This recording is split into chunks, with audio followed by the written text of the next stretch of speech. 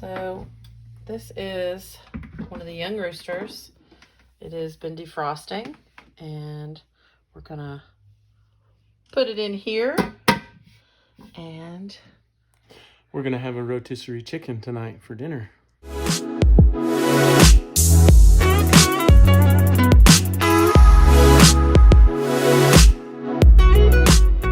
So I use these poultry shrink bags for my birds that I process every year, because when you put them in these bags, you put this down into a boiling pot of water, or a hot, it's hot. It has to be 150 degrees, I believe it is. And the bag actually shrinks up around the bird, and then it's perfect for freezing them. It looks just like a grocery store bird. And you can put a little zip tie around the base of it, and then the bags come with little labels. And so this bird was frozen on October 20th, 2019. okay.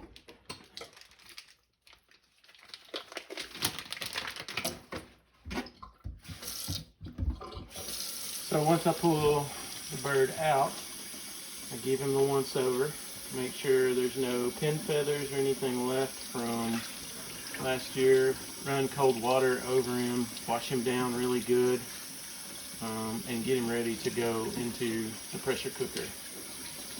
Or I mean the slow cooker, Crockpot. Yeah. So right now I'm just rubbing to make sure there's nothing still on the skin, because the skin is the best part of the bird, in my opinion. The tastiest part. A lot of stuff from the freezing process, like little bits of like skin that are not appetizing, come off, and you can just wash those off. That's the stuff that they do for the birds that you buy in the grocery store before you get them. So it's basically the same thing. But this bird walked around in my backyard. So this is a heritage breed bird, and later on I'll show Cornish crossbirds, which is what you're normally used to seeing, is a broiler. Has a really big, broad breast. This is more of a heritage breed bird that has, more leg and thigh and less breast. But if you like the dark meat, these birds are delicious, especially when they're slow cooked. Once you get them washed up, what I usually do is put my hand around behind the wings, give them a shake, let them drip dry off. Because that way, when you put seasoning on the bird, it sticks a little bit better. Which I also add a little bit of olive oil, and that also helps the seasoning stick. And with a heritage breed bird, the slower you cook him, the more tender he'll be, and the tastier it'll be.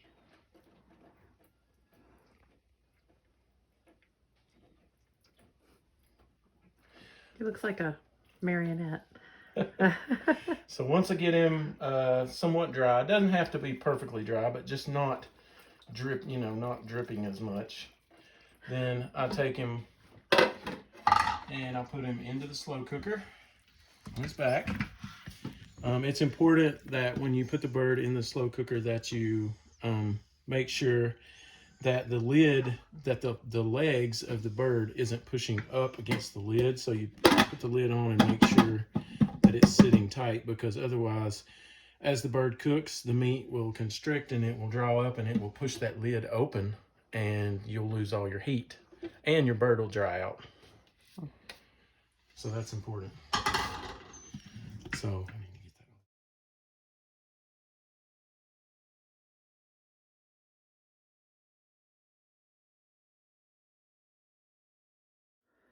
that. Oh, baby, you're looking good.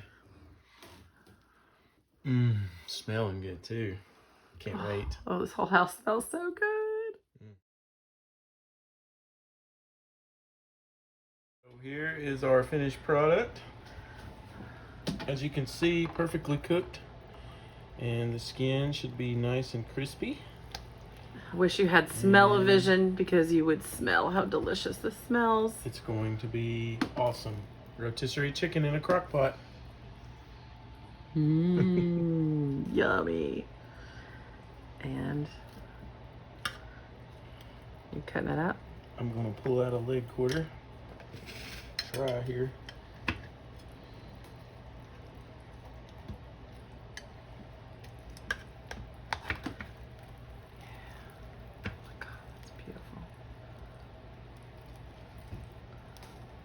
Ready to go. How much juice is in there? Lots of broth. Let's see. Last time we made like a vegetable chicken ramen with this, with the broth. And it was amazing. It was so good. All right. Okay, so taste. Oh, it's amazing. Wish you could taste it. I'm right here. I can taste it.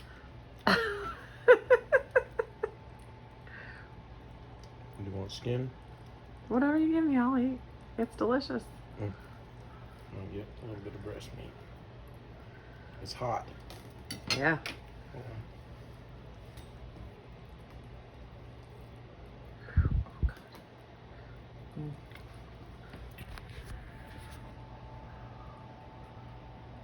Oh my God. So good. It's moist. I'm not a big chicken eater, but Perfectly so cooked. good. Perfectly cooked. It's better than any rotisserie I have bought anywhere, ever. Kills me for rotisserie chicken. I can't. Yeah. I have to do it this way. It's kind of like the eggs. Yeah, pretty much. I can only do these eggs, so yeah. Same. All It's right. sweet. Dinner time. Bye.